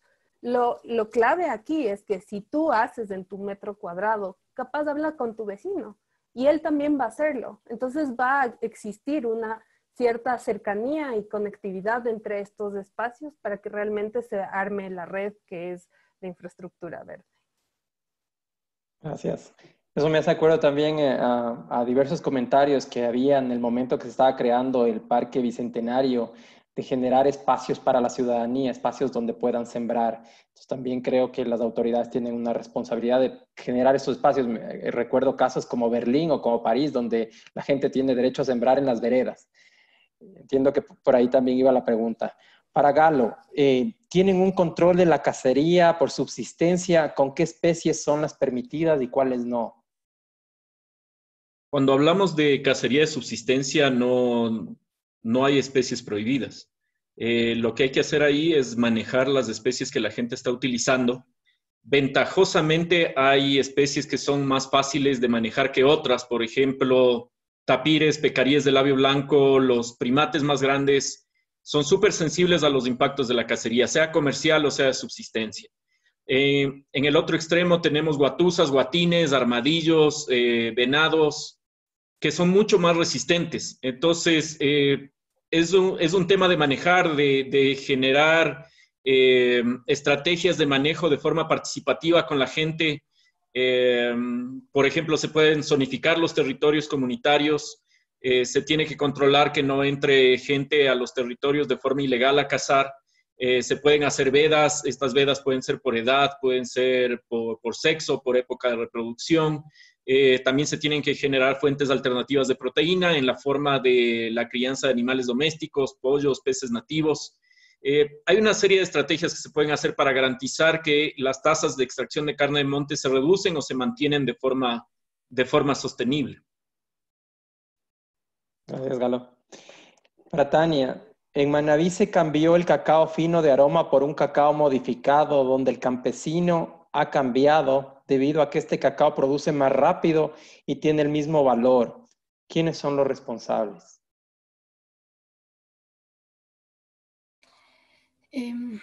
Bueno, yo creo que se necesita condiciones de mercado que consideren una diversidad de aspectos más allá de la cantidad de cacao que se produce por planta y el precio del kilo del cacao, sino que y existen experiencias en donde se valora que estén producidos, por ejemplo, en sistemas agroforestales, que sean nativos, que sean especies y variedades nativas. Y ahí yo creo que, igual que antes, hay al menos 2 respuestas, una desde el Estado y una desde las comunidades indígenas y campesinas, en donde las comunidades, pues desde la organización, pueden crear, o sería lo ideal que se cree, mecanismos de comercio justo, que sean sostenibles ecológicamente, socialmente, pero que también hagan justicia a todo este proceso de relación. Se ha dicho, por ejemplo, en el tema del cacao, que el cacao fue domesticado en Mesoamérica, el chocolate fue domesticado en Oaxaca. Pero los últimos estudios muestran que ya llegó la especie domesticada y que el lugar donde se domesticó es la Amazonía ecuatoriana y parte de la Amazonía peruana.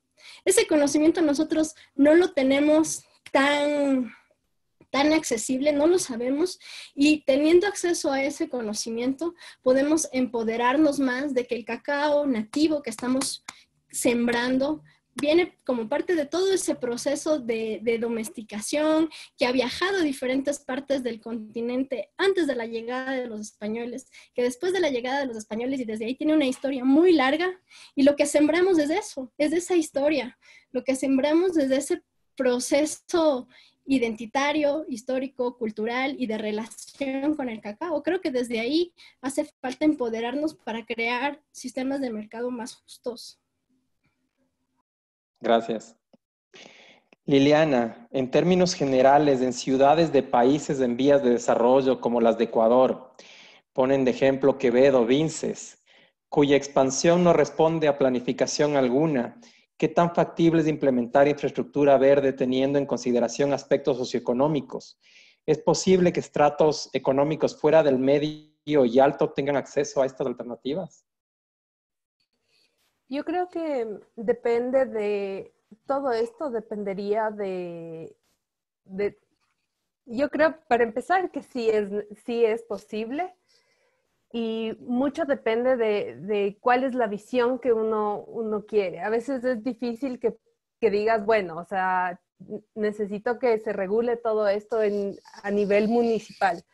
Esto sí depende de las regulaciones, de lo que es, puede ser el GAT, el municipio, cómo están haciendo la planificación. Los planificadores muchas veces no están ya visualizando la importancia de generar la infraestructura verde, como sea el arbolado urbano, el ancho de las calles que sea suficientemente para poder albergar la infraestructura verde. Pero cuando hablamos de la responsabilidad de uno cuando está empezando a construir, creo que sí es muy posible hacerlo. Por ejemplo, muchas veces al construir, las terrazas pueden soportar más, tener un soporte del peso en la última parte, ¿no? En la terraza, y no necesariamente para hacer un techo verde tipo jardín, pero tú podrías hacerlo como un techo verde donde puedas tener jardineras.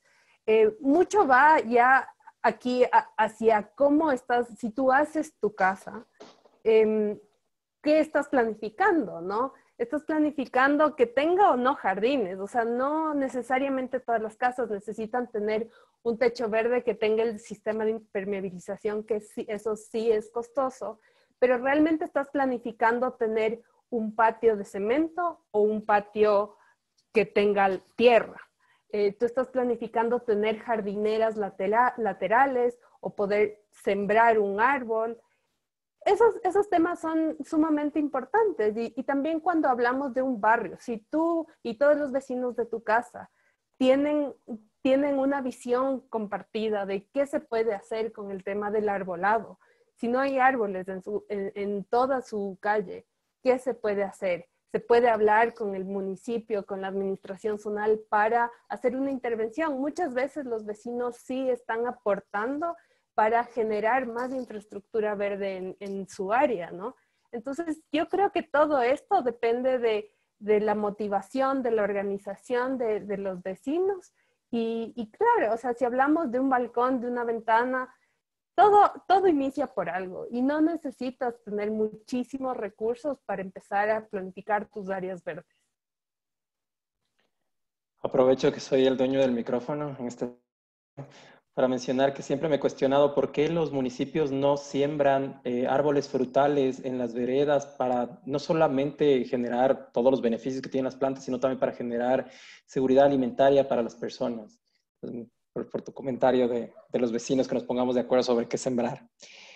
Vamos con una última ronda de preguntas, por favor, porque estamos fuera del tiempo. Para Galo, ¿cuál es la influencia del comercio negro de la vida silvestre en Asia y su control por parte de las autoridades ecuatorianas? Bueno, nosotros tenemos actualmente una relación muy cercana con China en términos de lazos comerciales. Hay compañías chinas que trabajan aquí en el país y también en los últimos años se ha incrementado el tráfico de vida silvestre de Latinoamérica hacia China, especialmente en términos de que los jaguares estarían reemplazando a los tigres, que eran muy apreciados en el mercado ilegal chino. Cada vez hay menos tigres, los pocos que quedan están súper bien cuidados, entonces ahora mucha de esa demanda ilegal se está tratando de satisfacer con jaguares. Hay datos específicos de Belice, de Venezuela, de Colombia, de Bolivia, sobre un incremento en el tráfico, especialmente de dientes de jaguar. En el Ecuador, a pesar de todos estos lazos que tenemos con la China, todavía no hemos registrado esto. Esto no quiere decir que no esté sucediendo, probablemente no lo hemos detectado todavía. Nosotros estamos trabajando cercanamente con distintas instancias del gobierno justamente para mejorar los controles y fortalecer el control al tráfico de vida silvestre. Y esperamos que esto pueda volverlo más efectivo a corto plazo, pero por el momento no tenemos datos que digan que tenemos el mismo problema que los países vecinos. Sin embargo, hace poco se encontraron varias toneladas de aleta de tiburón procedente del Ecuador en los mercados asiáticos, ¿no? Fue una noticia pública. Sí, lastimosamente es así. Para Tania, más allá de la elaboración de políticas y leyes para la protección de los conocimientos tradicionales, ¿qué acciones se recomendaría para la reciprocidad en el tratamiento de estos conocimientos con sus legítimos poseedores?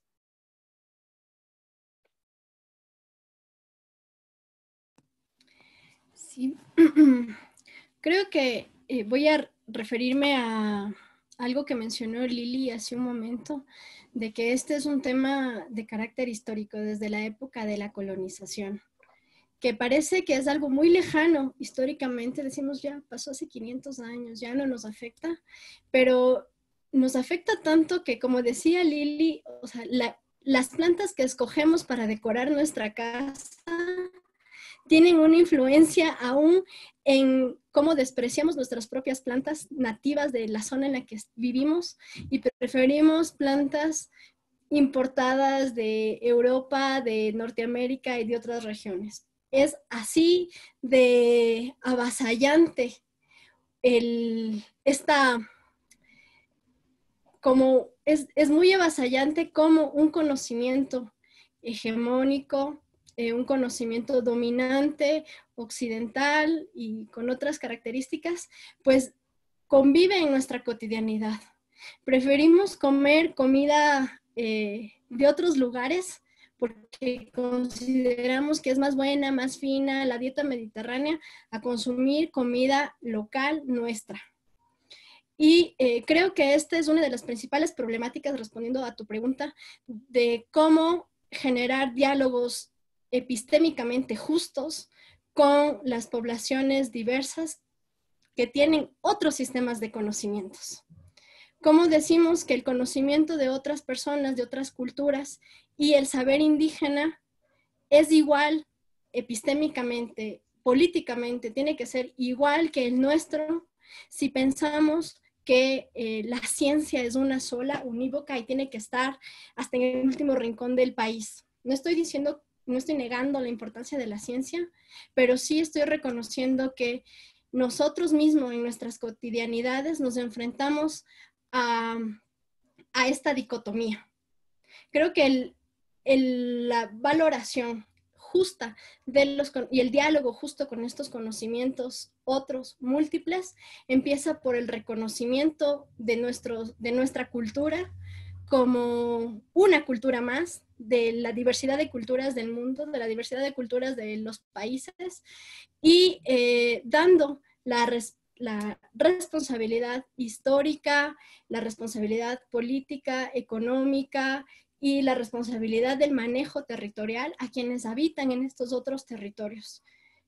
Hace falta mirarnos un poco a ver cómo desde lo mestizo también criticamos mucho lo indígena, criticamos mucho las posturas de, bueno, no voy a hacer menciones a posturas políticas, pero lo que pasó en octubre sí es importante de cómo nosotros miramos a lo indígena. Seguimos teniendo un pensamiento colonizador, discriminador, muy fuerte, que no nos permite ver que en estos otros saberes también podemos encontrar soluciones frente al cambio climático, frente a la construcción de las ciudades, frente a los procesos de, como decía Galo hace un momento, cómo, bueno, relacionamos la caza de subsistencia y otra cacería, cuando son esas mismas poblaciones las que habitan en estos territorios. Entonces, bueno, creo que es un poco de cuestionarnos nuestros propios saberes, empezar a ver desde una perspectiva más justa los otros saberes y poder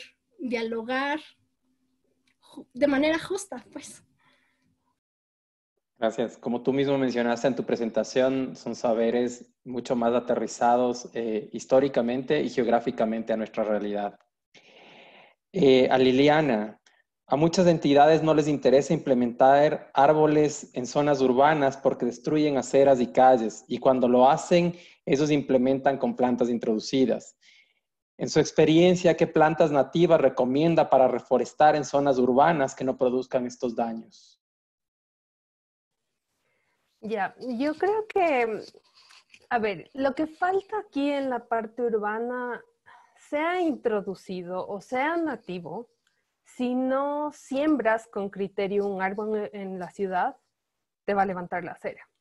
Entonces, no es un tema de culpar a las nativas o a las introducidas, es falta de criterio técnico de las personas de sembrar plantas no recomendadas para acera. Obviamente, esto va atado de capacitación, por un lado, de las entidades competentes, pero también de investigación. Cuando hablamos de plantas nativas, decimos, ok, usemos plantas nativas para hacer jardines, para hacer el arbolado urbano, pero ¿qué pasa cuando llegas y dices, bueno, ¿quién vende las plantas nativas? ¿O dónde están las plantas nativas? ¿O cuál es la planta nativa que sirve para lo que yo quiero? Y eso es lo que no existe, porque no ha existido una investigación tan aplicada y tan específica para nosotros en el país. Y de hecho eso es lo que yo he estado empezando durante los últimos 2 años, porque básicamente cuando uno dice, ya, voy a hacer un techo verde, infraestructura, hagamos hábitat, vas y todos los viveros aquí están repletos de plantas introducidas y a nadie le interesa. Uno, no hay demanda, y dos, las personas que producen por vender y no tienen mayor conocimiento. Ni siquiera saben cómo se llama realmente la planta y cada uno le pone el nombre que quiere.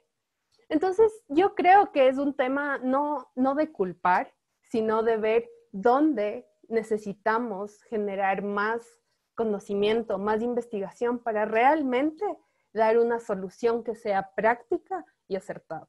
Entonces, por ejemplo, solo doy el ejemplo de Quito. Para Quito hay un manual del arbolado urbano donde se ha trabajado desde especies, tanto nativas como introducidas, las especificaciones técnicas para sembrado, poda, para la parte civil. Todo eso se ha generado durante los últimos años y es un conocimiento que ya existe, pero no necesariamente las competencias que aplican y que siembran están siguiendo esas recomendaciones. Entonces, yo creo que es un tema de conocimiento y de capacitación para generar realmente una solución adecuada. Gracias. Me dicen que igual no podemos salir corriendo a ninguna parte, así es que sí podemos ir una ronda más de preguntas.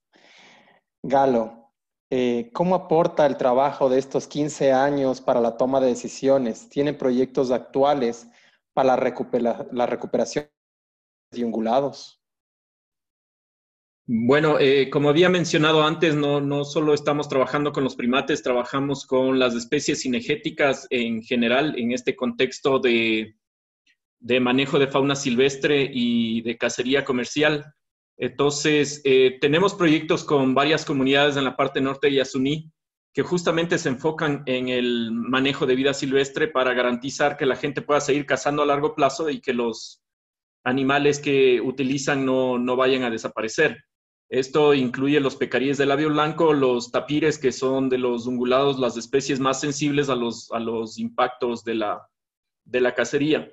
Estamos también por empezar un proyecto grande con jaguares, y esto requiere no solo de conservación de hábitat, sino también de conservar la base de sus presas, y una de estas es justamente el pecarí de labio blanco, una de las presas más importantes del jaguar. Entonces, definitivamente tenemos un interés muy grande en los ungulados, y tenemos actividades todo el tiempo que se enfocan en la conservación de estas especies. En cuanto a este estudio pretende ser algo que va a continuar. Entonces, de aquí en 5 años más volveremos, haremos una repetición y seguiremos evaluando cómo van cambiando las tendencias poblacionales de las especies. Esperamos que en algún momento empiecen a recuperarse como resultado de mejores niveles de control, y también porque cada vez que se vuelve más difícil de encontrar una especie, los cazadores buscan especies alternativas, lo que permite que las especies que están siendo sobreexplotadas se recuperen. Entonces, es algo que vamos a continuar haciendo. Gracias, Galo. Quiero concluir con una pregunta para todos, que dice: ¿cómo ustedes pueden influir y o participar en la promulgación de leyes y decisiones a nivel gubernamental? ¿Por qué estos temas son necesarios y urgentes en nuestro país? ¿Y qué mejor momento que ahora para reiniciar el orden político, socioeconómico, biodiverso del Ecuador? ¿Cómo pueden influir? No sé quién quiere comenzar. Las damas, porque Galo ya empezó.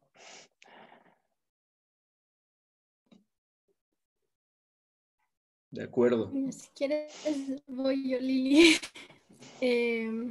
Creo que es una responsabilidad muy grande la que nos están lanzando aquí los participantes. Y creo que también nosotros, no creo que ninguna de las personas que estudia y está como cercana a estos temas no estaría dispuesta a aportar para que el país tenga un rumbo diferente y tenga un rumbo sobre todo más enfocado en tener formas de vida más sustentables y tener formas de vida un poco más respetuosas de la naturaleza, un poco más justas con la biodiversidad y con la diversidad cultural también. Y creo que no es un tema individual, sino es un tema colectivo.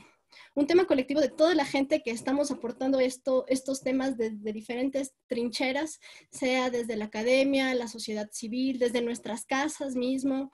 Y creo que también es algo de que una responsabilidad colectiva, así como los saberes tradicionales son colectivos y están articulados, de que nosotros busquemos formas de como sociedad civil articularnos y aprender, entender, valorar, tener una disponibilidad para conocer y cambiar.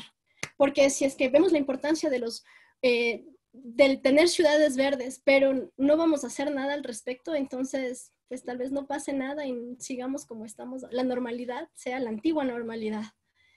Pero creo que si es que además de tener esta sensibilidad, nos levantamos mañana y empezamos a conversar con nuestra familia, a socializar estos temas con los hijos, con los papás, con los hermanos, con los vecinos después, con los compañeros de clase, con la gente que está cerca, sí podemos empezar a pensar ya en colectivo nuevas estructuras de cómo queremos nuestra ciudad, nuestro barrio, nuestro país.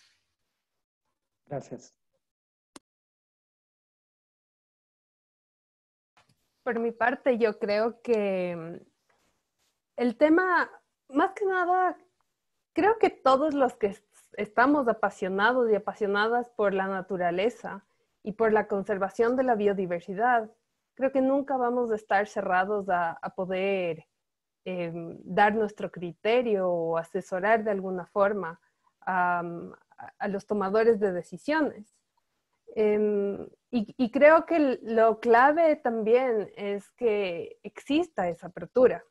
En pocas ocasiones yo he visto apertura de ciertas personas a nivel ya de tomadores de decisiones o personas que están involucradas en la política por empaparse un poco más del tema, por saber realmente lo que está pasando desde un ámbito un poco más científico, desde un ámbito un poquito más técnico, ¿no? Entonces, creo que eso es sumamente importante, el deseo de poder contribuir por parte de nosotros como personas apasionadas por la conservación. Creo que siempre está abierto, sin embargo, las puertas no necesariamente están abiertas para escucharnos. Entonces creo que ese es un punto clave y concuerdo justamente con Tania de que no solo es un tema de las autoridades, es un tema nuestro, es un tema de que nosotros tenemos que cambiar desde nuestras casas muchas cosas. Los cambios pueden darse desde abajo y eso demanda después a los mismos tomadores de decisiones a generar algo distinto, ¿no? Entonces, creo que es una responsabilidad, justamente, como dice Tania, es compartido y que creo que depende de todos de empezar a conversar sobre el tema. Gracias. Bueno, yo quisiera complementar lo que han dicho Liliana y Tania. Existe un problema que no solo aquí en el Ecuador, sino en todo el mundo, y es que existe una brecha entre la ciencia y la política. De nuestra parte, al menos, tenemos que aprender a comunicar. Más allá de publicar un artículo científico o escribir un libro, hay que buscar espacios para comunicar a la ciudadanía, hay que buscar espacios para comunicar a los niños. Por ejemplo, es un espacio súper importante. Este tipo de espacios permiten que esa brecha se pueda cerrar. Entonces, por nuestra parte, al menos, es comunicar y aprender a comunicar no solo al círculo pequeño de nuestros colegas, sino comunicar ampliamente. Y creo que este es un primer paso súper importante. Muchas gracias. Voy a quizás cerrar agradeciéndoles infinitamente. Para mí ha sido un gusto ser quien facilite esta conversación. Quizás concluyendo un poco con sus recomendaciones, quisiera mencionar que la toma de decisiones políticas viene también de abajo hacia arriba y viene desde la toma de conciencia colectiva de la ciudadanía en general. Y es por esto que es tan importante acercar la ciencia y el conocimiento a la ciudadanía en general, que es precisamente el tema de este último taller. Hay la importancia y un agradecimiento profundo a ustedes y a la gente que ha hecho posible este espacio. Yo creo que se merece un fuerte aplauso a todas las organizaciones y la gente que estaba involucrada en esto, porque precisamente, como mencionaba Galo, son estos los espacios que fomentan esa conciencia colectiva que luego puede desembocar en políticas públicas. Con esto solamente agradecerles muchísimo. No sé si Pau está por ahí, quiere mencionar algún tema adicional. Sí, muchísimas gracias, Santi. Muchas gracias, Galo, Liliana, Tania, por su tiempo y por compartir con todas las personas que se unieron hoy, casi 300 personas. En un momento estábamos con 350 personas, de hecho, así que tuvieron una gran audiencia y esto es muy importante, ¿no? Porque como lo decía Santi, hemos logrado procesos comunicativos amplios con estas jornadas de diálogos por la biodiversidad. Muchas gracias a cada uno de ustedes por haber sido parte. Estamos ya cerrando estas jornadas. En realidad, para nosotros ha sido un gusto y un poco triste también que ya debamos acabar con estos espacios, pero estamos seguros que durante todo este tiempo que estamos en nuestras casas hemos podido aprender un montón y se seguirán abriendo más espacios para el debate. Feliz Día de la Biodiversidad a todos ustedes. En realidad un gusto compartirlo y celebrarlo con ustedes y nos vemos en una próxima ocasión. Muchísimas gracias y buena tarde. Gracias. Gracias, Santi. Gracias a todos. Gracias a todos. Chao, Muchas chicos. Un gracias. gusto.